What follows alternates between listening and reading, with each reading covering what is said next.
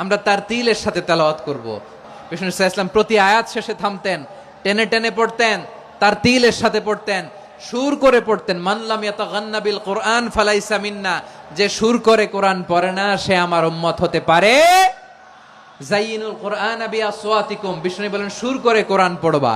অনেকে কোরআনের খতম তুলবার জন্য কোরআনরে একেবারে খতম করে দেয় না। আপনি ধীরস্থির ভাবে পড়ে যদি খতম দিতে পারেন মাশাআল্লাহ, না পারলে যতটুকু পারেন পড়বেন, এরপর অনুবাদ পড়ার চেষ্টা করবেন, তাফসীর পড়ার চেষ্টা করবেন। রমাদানের এক খতম দেওয়ার একটা সহজ পদ্ধতি হচ্ছে রমাদানের প্রতি নামাজের পরে 4 পৃষ্ঠা, প্রতি নামাজের পরে কয় পৃষ্ঠা? 4 পৃষ্ঠা। তাহলে 5 ওয়াক্তে 4 পাঁচা 20 পৃষ্ঠা। হেফজে কোরআন গুলো 20 পৃষ্ঠা এক পারা, এভাবে 30 দিনে আপনার এক খতম হয়ে যাবে। আমরা যেন তার তিলের সাথে বিশুদ্ধভাবে কোরআন তেলাওয়াত করতে পারি, আল্লাহ তৌফিক দান করুক। পড়ে না আমিন।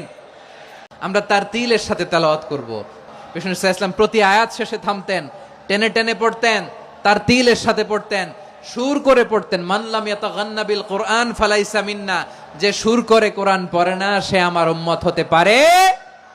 জাইয়িনুল কোরআন বিআসওয়াতিকুম, বিষ্ণু বলেন সুর করে কোরআন পড়বা। অনেকে কোরআনের খতম তুলবার জন্য কোরআনরে একেবারে খতম করে দেয় না। আপনি ধীরস্থির ভাবে পড়ে যদি খতম দিতে পারেন মাশাআল্লাহ, না পারলে যত